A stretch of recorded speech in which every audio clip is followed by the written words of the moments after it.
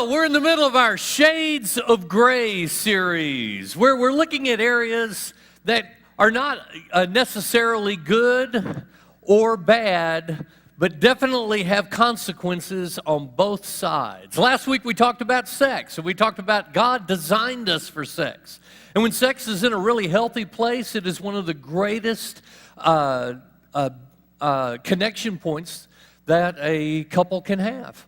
When it's in a negative place, it can destroy your life. Now, drugs, as we begin to look at drugs, sex, drugs, and rock and roll, right? Those are the three things that make America great, aren't they? You'd think, right? I mean, how many songs have been written about sex, drugs, and rock and roll? You know, I mean, we go, you know, these are the things that make our teenage days wonderful. This is what is worth living for. This is where we should spend our money. Sex, drugs, and rock and roll. I mean, do we really believe that? They are great diversions, aren't they? They will give you the ability to, quote unquote, escape from the garbage you got to deal with, from the life that you're trapped in.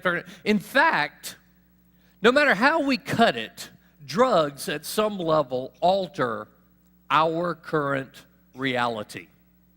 They change the environment that we live in.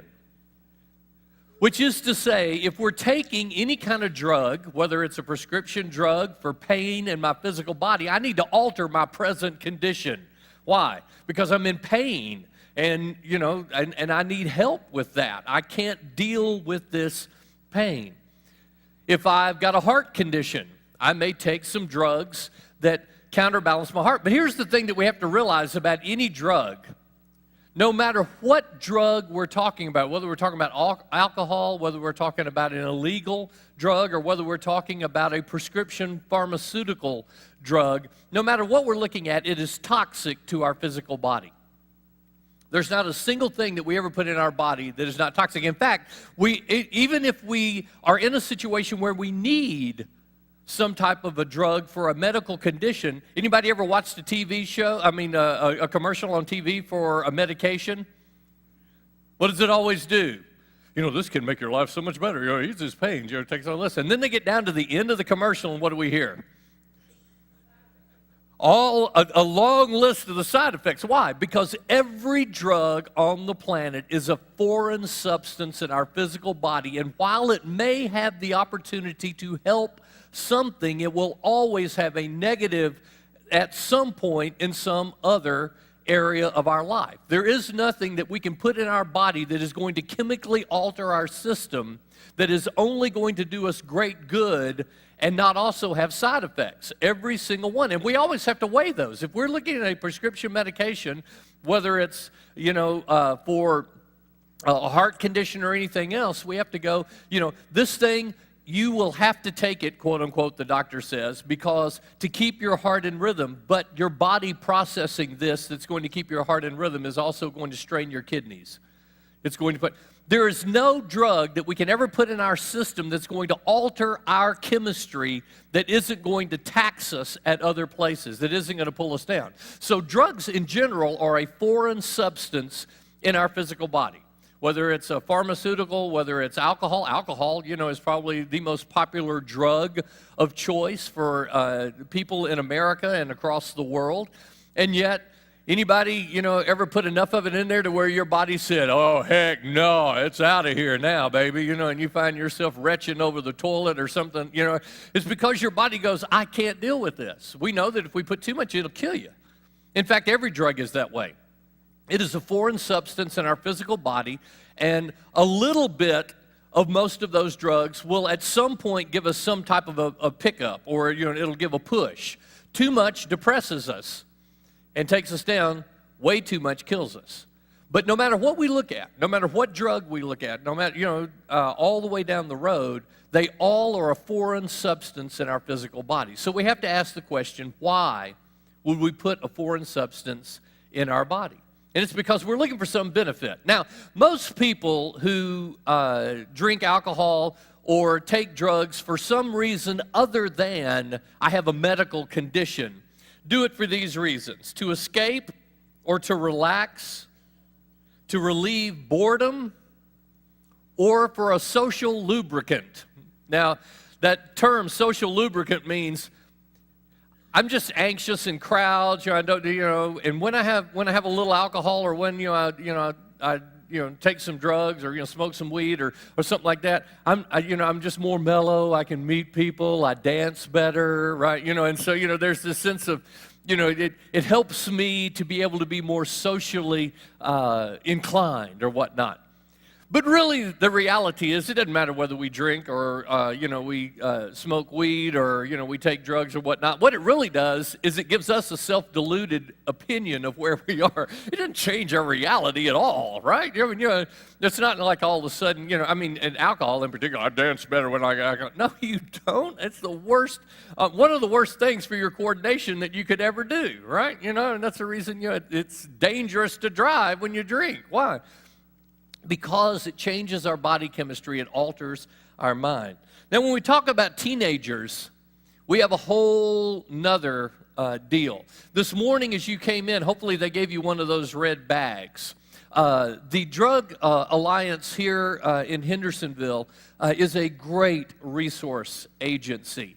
And there are a ton of very, very helpful items in that little bag that you got. Now, if you don't have teenagers, because your kids are all grown, it doesn't matter. You know people with teenagers. This can give you awareness of what's going on. I read through almost everything in that bag, and it is very, very beneficial, very informative. Now, we're going to talk just for a second about teens in Sumner County. They polled high school students, blind poll, for different behaviors, and of these, in Sumner County, they came up with, in the last month, 40% had consumed alcohol. A little less than half had consumed alcohol. 25% had smoked marijuana. 35% had smoked cigarettes. 20% used smokeless tobacco of some sort, dip. 10% did other illegal drugs other than alcohol and marijuana. And 10% had taken over-the-counter medications for something that was not medicinal for them. In other words, they got over-the-counter medications from their parents, or from somewhere around the house, or from a friend's house. So that's kind of the breakdown, which is to say, in Sumner County, we don't have a huge illicit drug problem. And Scott's down here in the front, and he may help me with that. But alcohol and marijuana are the two biggest that it appears that we have in Sumner County. Now, here's the thing. Teenagers will also, along for the escape and the relax and the boredom and the social lubricant, will add to that. They do drugs to fit in, to seem more grown up, to rebel, or just experimenting, trying to see what it would be like out there. But here's the big issue, and I'm going to talk about teens for just 1 second. Teenagers have a much greater risk with drugs and alcohol than even adults do. And the reason is because their brains are still developing. In particular, between the ages of 14 and 16, starting to do drugs or alcohol will seriously create issues in their brain development, because they are still maturing. Between 16 and 18, it's still an issue. Now, here's the thing. The last part of the human brain to ever mature, the last part, is the part of the brain that controls impulse. It was interesting when I can't even remember which book it was in, but they were talking about teenage accidents, car accidents. And they said the reason that teenagers are involved in more car accidents is not they are worse drivers. In fact, their reflexes and their vision and everything else is actually much better than most of us old folks. The reason that teenagers, according to their research, had a higher incidence of accidents is because the last part of our brain to develop is our impulse control, and they just made stupid, irrational decisions. They did dumb stuff. They took chances. Their impulse control is not yet mature. Now, here's the thing. When it comes down to alcohol and drugs, add to the fact that their brains have not yet come to be able to control impulse well, and they're still developing, working and helping and becoming aware, it is much more dangerous for a teenager to drink. That's the reason the legal drinking age, back in my day, it was 18. They bumped it up to 21 because of that maturity. You have to have that to even come close to being able to handle it. And then look at us adults. We're not doing so much better with alcohol and prescription drugs ourselves, and the other things. But it is dangerous for teenagers. And I just want to put a little call out. Every once in a while, parents, in an effort to go, in a fatalistic effort to go, if you're going to drink, at least drink at our house. Drink in our backyard so that you're not driving the car in your yard. And we think we're doing something healthy, but here's the thing. Teenagers who drink young have a higher incidence of alcoholism in adult life. It damages their brain development. Their impulse control isn't there. If they're drinking in your backyard, they're going to drink other places if they have the opportunity to. Last week, we talked about the fact that looking at someone and going, it is capable, it is the best way to wait and have sex with a person that you're going to be married with. And let me tell you what, the clear call that we as parents need to be given to our teenagers is this harms your physical development. It is in a place that is going to create very difficult things in your life. Our expectation is you will not drink because it's dangerous for you. Now, there's going to come a time when you're going to get to make that choice, but we expect you not to drink. Now, and like I said, I'm going to hang out with teenagers here for a second, then we're going to move on. Now, my kids, and I'm not the perfect parent. I'm just going to tell you that. I am not the perfect parent. But with Cameron and Ashley, as they were growing up, I had a couple of things that I did with them, and I was very purposeful in that. I told them, I said, I am going to be very clear with you. I waited until I was married to have sex. I did not put a drop of alcohol into my body before I was of legal drinking age, and to this day, I don't abuse alcohol or drugs. I've never taken a drug ever. I said, I expect the same thing out of you. And I said, I expect it out of you because I want you to be healthy and I want you to be vibrant. But here's some other things. I didn't go the whole way, but I would also tell them, I would say, here's the thing. I am going to do something for you, not because I don't trust you, but because I want to protect you. And I told both of my kids, as they were growing up, I said, if you tell me, we're going over to so-and-so's house, I will frequently visit so-and-so's house and see how it's going. And I said, I'm not doing that because I don't trust you. I said, I'm doing that for one reason, because I want all of your friends to see me pull up to that house, knock on that front door and go, just wanted to check and see if Ashley's here. Ash, come here, babe. Hey, love you. I said, I'm going to pull up out in front and honk the horn. And I said, here's why I'm going to do that. I said, because somewhere in your high school career, someone is going to say something to you, and they are going to say, oh, be cool. Come on, do this. I said, you're going to have the power to say no. You're going to go, guys, my dad checks. He shows up. If I'm not where I'm supposed to be, I'll get cooked. Maybe your parents don't, but mine do. And I said, you're going to have a greater opportunity to turn that temptation down. Not because I don't trust you, I do trust you, but I want to give you an added tool. I want to give you the power to put it all off on me and go, listen, you all may be able to get away with that. I can't. My dad checks, and you know it. And it worked. My son and daughter are both in college, and I never had one crisis, sleepless night with my kids ending up in anything. Now that's, some of that's due to them, and they were good kids. Some of that's due to some decent parenting. Some of that's due to social situations. I know a bunch of parents that are just as good as I am, and they have problems out of their kids. But I'm telling you, to look at our children and to go, I am going to check, and I'm not checking because I don't trust you. I'm checking because I know what temptation is like, and I don't want you to have to deal with it yourself. I want you to throw it off on me and go, hey, my dad's one of those guys that he checks. He drives around. You know it. He comes up and he honks the horn. He looks. He knows. And you go, I can't take that risk. My dad checks. And one of the things the Drug Coalition did, and in your little pack is a breathalyzer.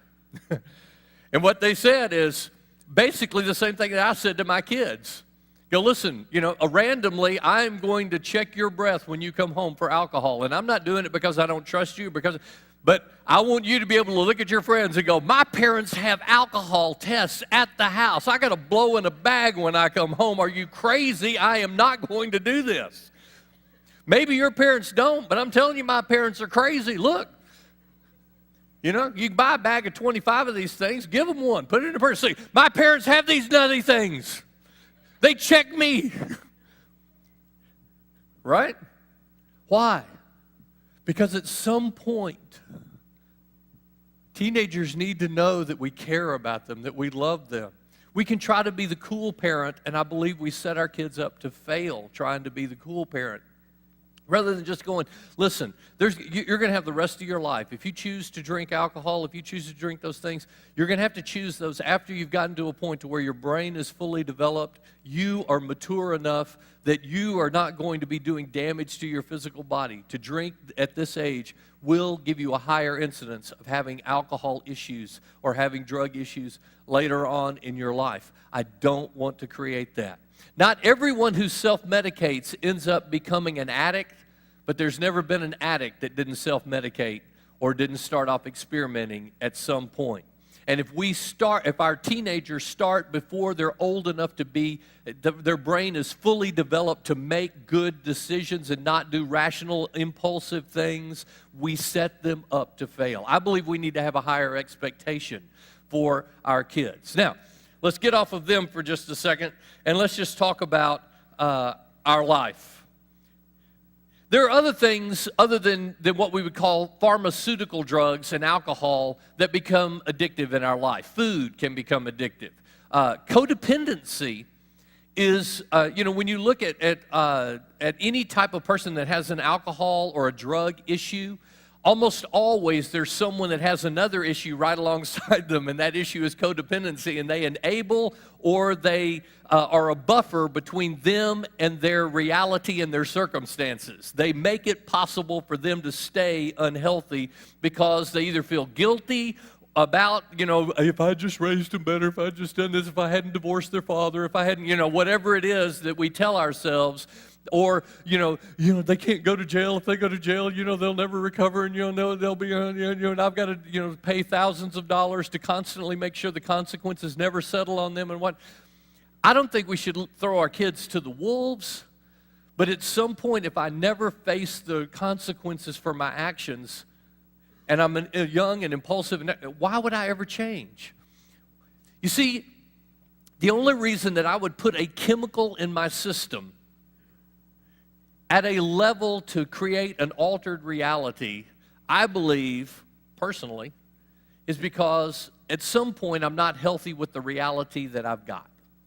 Okay, now, let's take a look at drinking in the Bible. And the reason we're going to look at drinking in the Bible is because they don't have a lot. I mean, I'm sure, there were herbs and, they smoked frankincense or something like that occasionally, But really, alcohol is the thing that the Bible talks about. And it doesn't always talk about it in a negative light. Now, here's the thing. If you grew up in certain denominations, they're going to tell you that any drinking at all whatsoever, if you ever put a drop of alcohol on your lips, I don't care if it's even, a tiny little sip of wine or a champagne toasted, you're going straight to hell. Okay? Now, the reason that we do that is either we don't understand what Scripture really says, or we know the danger and we're so concerned about the danger that we don't care what the Bible says. We're going to take you down that path anyway because we believe that it's justified viewing the danger of alcohol. I'm in a different place. I don't want to make defense for something that the Bible doesn't make defense for, but let me tell you, with the danger, I say this with great trepidation. Anytime that we're honest about what the Scriptures say, we also open ourselves up to be ignorant, to be foolish. There's not a single person that struggles with alcohol or drugs that isn't in some level of denial about what's really going on in their life. But we're going to look. In 1 Corinthians 6:9, I'm sorry, I was on the wrong one. In Matthew 7:33, Jesus makes this statement. He said, John the Baptist came, neither eating bread nor drinking wine. John was a Nazirite. and Nazarites never touched fermented drink. And you said he has a demon. But the Son of Man, speaking of himself, came eating and drinking, and you say he is a glutton and a drunkard, a friend of tax collectors and sinners, but wisdom is proved right by her children. So he says, John came, he didn't eat, and he didn't drink wine, and you say he had a demon, and then he says, basically, I came and did both of those things. I ate and I drank wine, and you called me a glutton and a drunkard, and a friend of tax collectors and sinners. But wisdom is proved right by her actions. So Jesus, says, I drink wine. As we look in 1 Timothy 5:23, Paul, understanding that Timothy was not drinking any fermented drink, and the reason that he was not was because he didn't want to have anyone look at his life, see him drinking and going, okay, drinking is okay. So he just completely abstained. But Paul says to him in 1 Timothy 5:23, stop drinking only water and use a little wine because of your stomach and your frequent illnesses. So we know that fermented drinks are not in themselves sinful. You wouldn't ask someone to do something sinful simply because, they need a little help. You figure out something else. Jesus would not have tasted fermented drinks if just that were sinful. But when we begin to look at the negative statements about drunkenness, they outweigh those two, head all the way down the road.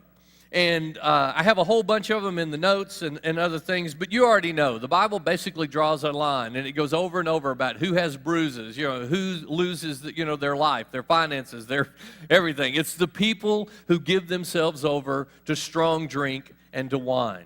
And he goes over and over again. The Bible is very clear that drunkenness is not consistent with life. I'm just going to give you Jesus, Luke 21:34. Be careful of your hearts, or be careful or your heart will be weighed down with dispensation, with drunkenness, with the anxieties of life, and the day will close on you unexpectedly like a trap.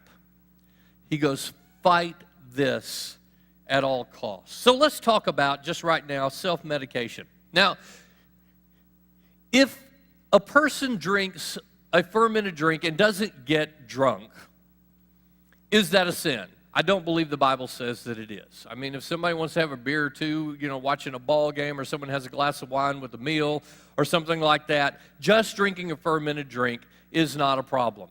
But here's the thing. Most of the time, when we begin to use anything like that in our physical body, it is, I know, I have a glass of wine with a good steak. I love a glass of wine with a good steak. I love to have that nice red wine dry my palate out and then throw that medium rare, and I realize, just have that juice run all through your mouth, right? It's just, it's very pleasurable for taste. I'm not doing that because I want to get hammered. I'm doing that because it is, part of a meal. It's also part of a social experience. Someone, has a really nice dinner, they want to have a glass of wine with that. I don't have a conviction that having a glass of wine is a big problem because I'm not looking to get drunk.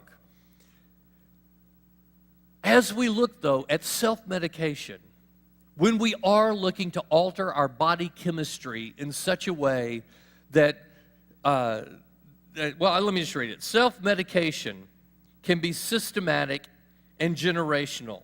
When we say, I had a horrible day, get me a beer. What are we saying about our life, and what are we teaching our children?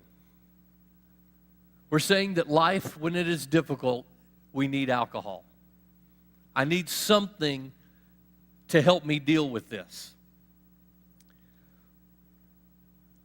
When the only time kids see us having fun or being social is when we're drinking or doing drugs, what are we communicating? And skip kids. What if that is the only time that we can actually have fun? What does that say about us? Guys, this is the verse that I want echoing in our ears when we think about any behavior that we do with alcohol or drugs. And it is this one, 1 Corinthians 6:12. Everything is permissible for me, but not everything is beneficial. Everything is permissible for me, but I will not be mastered by anything.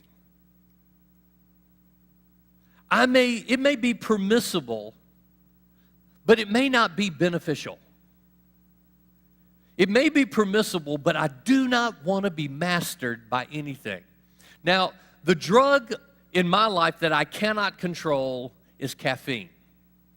Now, it's probably one of the most innocuous drugs you can get, but I'm telling you, if I drink one Mountain Dew today, next week I will drink 6 a day. I have no moderation. I cannot control it. If I ever start drinking Diet Mountain Dew, I will drink 6 or more a day. And I know it, and that's the reason I just can't drink the stuff. I mean, it is out of control. Now, if you have an out-of-control caffeine addiction, probably nobody's going to do an intervention and throw you into rehab. But here's the deal. I go, why is that controlling me? Why, is that got a hold? And I go, it can be good for me. I mean, all that aspartame and everything else. And, when I get right down to it, I go, but I love the taste. And I go, but do I love the taste at the expense of putting all those chemicals into my physical body? And here's the thing, is after, I've been on the wagon again. I get on the wagon every once in a while, and I fall back off, on my Mountain Dew addiction. But, and I realize that may seem very trite, for people that have struggled with much bigger things. But I'm 6 weeks on water. And what's great is after about 2.5 weeks, I love water. I mean, it is so refreshing, and my body feels better, and I'm not lethargic, when, I got another Mountain Dew, I start to crash, because that's what drugs do, and that's what makes them addictive. Is not only do they create a distorted reality, but they also jack our systems either up or down to mellow us out. Now, I've had 4 ankle surgeries, and every time I had ankle surgery, I was given oxycodone for pain during that. I would always take that stuff for maybe 3, 4, 5 days, and then it's like, I'm just going to take a lot of Advil or something. I cannot keep taking this stuff. And the reason that I could not keep taking it was this. I've got things I want to do in my life, and when I take oxycodone, it slows me down. I feel like I'm walking in quicksand. I mean, I'm drowsy, I'm groggy, I can't think clear. And the first thought that I had was, why would anyone want to take this stuff? I mean, if you didn't have to, why would you want to take it? And then it dawned on me. My life is full of purpose, and I've got so many things I want to accomplish, and I want to get done, and I want to go for, and everything else, that it's hindering me from being able to live the life that I'm passionate about. And I said, what happens if I'm not passionate about my life? What happens if I'm miserable and I'm discouraged and whatnot? Maybe being numb and lethargic, maybe that is appealing. And at that moment, I started thinking, not in a condescending way, but just in a broken-hearted kind of way, man, my heart breaks for someone that is caught in a place to where I don't have anything in my life that gives me enough purpose that I would just want to kind of numb, that I would want to be, checked out. And I began to pray and just say, God, because drugs destroy our creativity. Every once in a while, again, I can dance better, I sing better, I write songs better when I'm drunk. No, you don't. Everybody around you knows that's a lie. But we will tell ourselves whatever we need to tell ourselves to justify something that we have allowed into our life. It's interesting, people will go, I'm not addicted. I could quit anytime I want. I've quit 70 times, But here's the thing. I will not be mastered by anything. I will not be mastered by anything. I believe that's a powerful statement. What happens when we begin to allow anything, whether it is alcohol or drugs, to have any concentration in our system that actually begins to hinder our ability to be fully aware of to have our full faculties and everything else? We begin to live in an altered world. The real world is still right in front of us, but we are not living in that real world. We're living in an artificial world. And the only reason that we would not want to be in the real world and live in an artificial world that I can know of is we're trying to escape. We're trying to numb out. I've had a horrible day. I just want to get hammered. I just want to sit on the couch and sleep, or I just want to check out. I want to get out of this thing. And never does that take us to a healthy place. I mean, let's just be honest. I mean, when you get right down to the end of it, when you sober back up, you got a massive headache, and nothing has changed. It's all the same stuff. The only way we're going to be healthy is to learn how to get healthy in the situation, not escape from it. And that's where drugs get us in trouble. The next thing is we got people around us. My father was an alcoholic. At the age of 17 or 16, I can't even remember, somewhere around in there, a buddy of mine said, we're going to go get beer and get drunk. And I went, you can get drunk on beer? Because my dad drank 3 or 4 six-packs a day. I have no conscious knowledge of any place in my childhood of going anywhere in the 1960s and 1970s that my dad did not have a Playmate cooler with 6 Pabst Blue Ribbon in the front seat with him as he was driving around the streets of Nashville. I had no conscious knowledge that my father was drunk because he didn't stumble, he didn't fall, he didn't slur his speech. But here's what I can tell you. You never knew what was going to set him off. You never knew what his reactions were going to be. And when it comes down to our childhood, my brother describes my father this way. He goes, I still remember the sound of the gravel under the tires of his car when he pulled in the driveway. Because at that moment, everybody went into control mode. What's going to happen? I didn't for the longest time know that my dad's personality was always altered because he drank at lunch, he drank in the morning, he drank all day long. He was a functional alcoholic. He could make it happen. Later in life, it got worse and worse and worse. But when we were little kids, there was never a time that my dad was not drinking. And here's the thing. My dad was never fully present in my childhood. My dad was never fully present in my childhood. He was always under the influence of something else.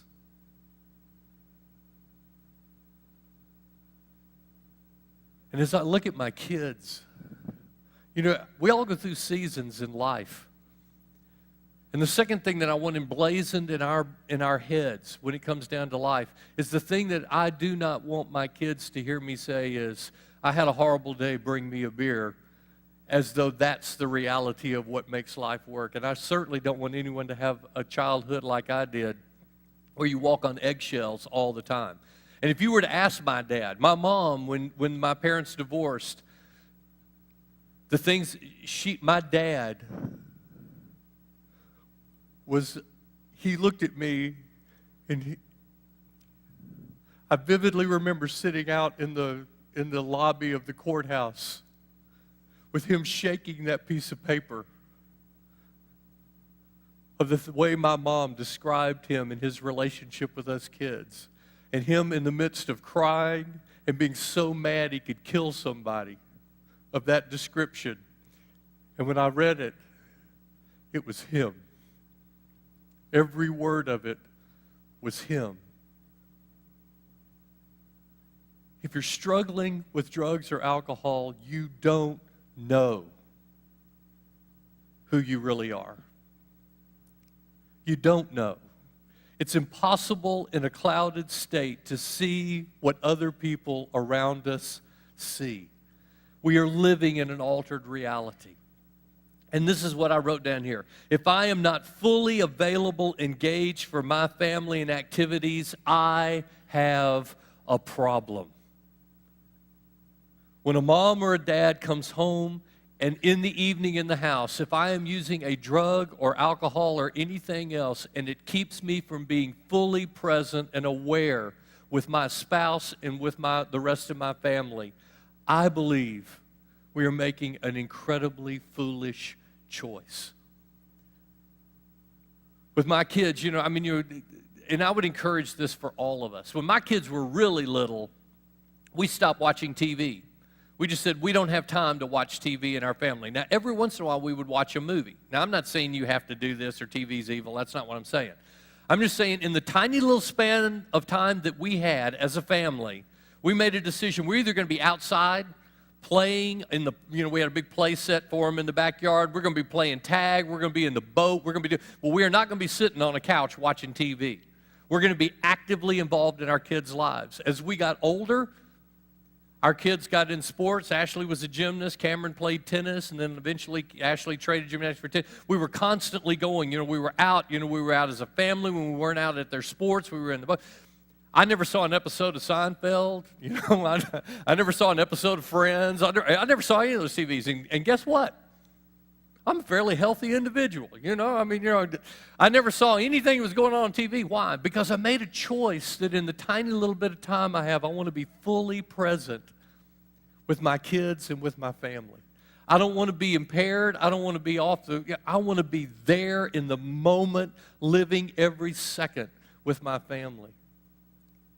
As I began to read in the literature that you've got there, they said one of the things that keeps kids off drugs and alcohol is family units that are completely plugged in together, that do life together in vibrant ways, and they are critically connected with their parents. Ashley had a little moment there when she kind of bounced off the walls for a little bit, and did that preteen, drop me off 6 blocks from wherever we're going. I don't want people to see me near you, right, kind of thing. But it was very short-lived. And most of their high school career, we were together. But the reason that we were together is because we were always together. We were doing sports together. We were doing things. There was never this disconnect where they just sat in their bedrooms and, we did life separately downstairs. And that's not to cast aspersions or anything, but we just made some decisions that I think paid off. And we made a decision to be fully involved, that we were going to really seek that time. Now, as they got older, they didn't want us in their lives like that. They wanted to hang out with their friends and everything, and so I started watching some TV, right? Why? Well, it's just me and Paula, and we've been together for 30 years. We almost got the same fingerprints, right? We watch some TV together, but we still go out in the boat, and other things. There are different seasons at different times, but the thing is, I never want to be in a position that I am not fully involved in what I am doing. And drugs and alcohol take us out of being fully involved in what we're doing. They create a false reality. They put us in a place to where instead of dealing with what's real, we check out. Now, my brother, who unfortunately followed my dad's path, ended up with a fairly serious drug habit early, in his 20s and 30s. And he made a statement to me one time. He said, "It got to the place to where I no longer knew how to have fun." He said, when I stopped doing drugs, he said, I literally had to force myself to go do things I once enjoyed. And he goes, because what had happened is I had checked out physically, and I allowed alcohol and drugs to cause my mind to experience pleasure without having any other faculty in my world. He goes, I could take a line of Coke and go through a car wash. And it was like, whoa, dude, right, and it's beating on the car, right, and he was talking about it. He goes, it finally got to the place to where I didn't know how to even enjoy life unless I was, altered at some point. And then it wasn't me enjoying it. It was artificially stimulating my brain to have some pleasure experience, and it had nothing to do with my real world. And he said I had to force myself for months to go relearn how to actually enjoy life. And fortunately, he began to do that and began to move forward. Jennifer made this statement when we were talking in the office, and she said, if people had told me I had a sugar addiction, I never would have believed it. She goes, but I made a commitment with a couple of other girls that we wouldn't do sugar for a whole week. And she goes, after 3 days, I was convinced I had a sugar addiction. She goes, I was craving and clawing and going through. She goes, I wanted something with sugar in it so bad I couldn't stand it. And I would say in your life, if you've gotten to a place to where you're allowing any drug or alcohol to begin to fill a place, see if you can take a month off. 0. And just ask yourself this question: can I thrive in life without this in my world? Can I thrive at life without this in my world? Because if it's in a healthy, balanced place, you can let it go and you won't miss it in a month. And if it's not in a healthy place, you'll find out real quick. I'm allowing something else to alter my world, my reality. I am allowing something to try to prop me up. Because when we get down to the end, and I just want to read this verse in 2 Peter 1:3, it says, God's divine power has given us everything we need for life and for godliness through our knowledge of Him who has called us into His own glory. And one of the passages that I wanted to read, sorry, I missed it. Oh, Ephesians 5:18 is the one I was really looking for. He says, do not get drunk on wine, which leads to debauchery. Instead, be filled with the Spirit. And I was always intrigued by that verse. Don't be drunk with wine, be filled with the Spirit. And it was interesting because I go, they have a similarity, but they're actually pure opposites. They're pure opposites. Let's think about it for just a second. To be drunk is a feeling of elation, but it's a distorted reality, an artificial joy. You have a lack of control and judgment, and you end up down, depressed, or hungover, and the experience is artificial. If we look at those same things, but we look at them through what happens when we engage with what God does in our life through our Spirit, there is still a feeling of elation, but there's supernatural clarity, there's true joy, there's enlightened sense of control and judgment. We end up rejuvenated and we experience a true reality. And that's the reason I believe he said, don't be drunk with wine because what you're seeking you don't get. He goes, be filled with the Spirit. That's why, quite honestly, I didn't want to do oxycodone any longer than I had to because I had so many things that were filled with purpose, that were filled with life that I wanted to be a part of. And I just encourage you this morning, if at some point you've gotten stuck somewhere in your life, if you've gotten to a place to where you just want to chill out and numb out and check out, there's a great big world out there. There is a huge world of opportunity out there. There is purpose all over the place, but it's going to be like my brother. On the front end, you may have to force yourself to go do things that are healthy, because once we check out and we numb out for long enough, we don't have the want to. We have to force ourselves, but on the other side, there is a life that is bigger and fuller and more robust, and it's not a fake one. It's a real one. As we close, Mark got a letter from a gal here in the church, Angie Rye. And Angie has made the trip of what we hope everyone that attends God Why would do. I'm going to read some excerpts from her letter. She said, Mark, I just wanted to let you know how much I was touched by last night's summit service last week. She goes, I've never experienced in my 44 years the presence of God as I did last night. Let me give you some background, and then she talks about how she was raised in a very conservative church and just kind of was going through the motions. She goes, I was searching for something new, so I walked through the doors of God Why. As you may guess, my first visit was a bit of an adjustment from what I was accustomed to, but I was open to anything that would help me feel closer to God, as I wanted more. I needed more than just going through the motions. I was so inspired by Pastor John that I kept coming back.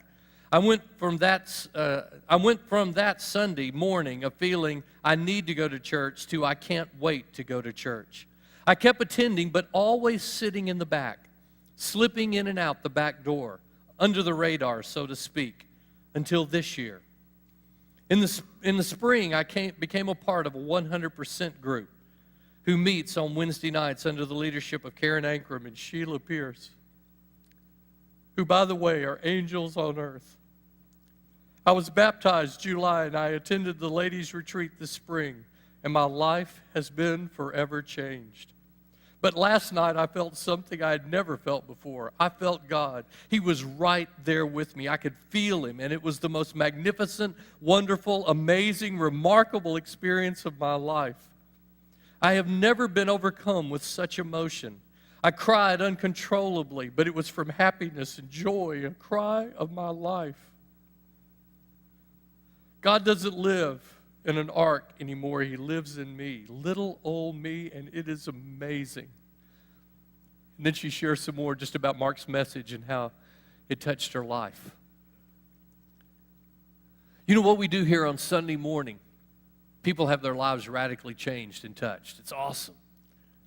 But there's some things that are probably never going to really get to where you need to be until you can look eye to eye with some other people in something like our 100% groups and just do life where someone actually knows my name and they talk to me and they encourage me and they walk with me. And what we were doing in Summit is actually getting quiet long enough, and it takes a long time for us to even dial down our brain. Man, whenever I really want to pray or really want to worship, it takes me 25, 30 minutes just to try to get the wheels slowed down long enough to even focus, because we live in a chaotic world that's all over the place. And what she experienced in that Summit service is what I have described happened to me in that movie theater. When you actually get quiet long enough, and just stay in a place where you are reflective and in the presence of the Lord long enough that God can actually break through some of the crud. Now, does it have to be the sermon service, or does it have to be God Why on Sunday morning, or does it have to be a 100% group? No, but man alive, those three different components have the complete package of what will really bless your life. So I just encourage you, wherever you are on the journey, there's no way, and I tell people this all the time, there's no way you're ever going to, white-knuckle, grab the bottom of your couch cushion and go, I will not drink, I will not drink, I will not drink, or I will not smoke pot, or I will not, take that pill, or I will not eat that gallon of Chunky Monkey, right? Or whatever, my escape drug of choice is. The only way that life is going to change is I've got to go find something better than checking out, and I've got to check in. We want to be some of those components. And between what we do on Sunday morning, what we do in the 100% groups, and what we do on Sunday night, we got a lot to offer you. But we also, if you're struggling, Celebrate Recovery is one of the most powerful ministries we have for people that go, I've got to get purpose. I've got to get control over my life. I have got to move back together. And is that Alfredo? No, not Alfredo. Thought that might have been Alfredo. I can't see. These lights are so bright. But Alfredo and Kara and the group over there are awesome. Renee is over here. Renee helps out with the God Why Counseling Center. Sometimes we've got to get help. If we've gotten ourselves into a place to where getting out is going to take more than just my own willpower, I need good people around me to do that. But I encourage you, if you found yourself stuck in a place to where you're allowing something to take you out of reality to try to find peace and to try to find escape in your life, you haven't found the best. Don't be drunk with wine. Be filled with the Spirit. It can radically change your life. Find purpose. Let's pray. Father, Lord, whether or not we have a beer at the game or a glass of wine with a steak or whatever goes on, that's a personal conviction. But if we're not able to be fully present in our life, if we're not able to be fully present with our family, with our spouse, with our kids, if we're not able to be fully present and enjoy life, then there is something missing. There's something wrong. And Father, we want everyone that we join together with here at God Why to not have to escape and find relief from a real world, but finds passion and joy in it. And you have said that you've come to give us life that is abundant.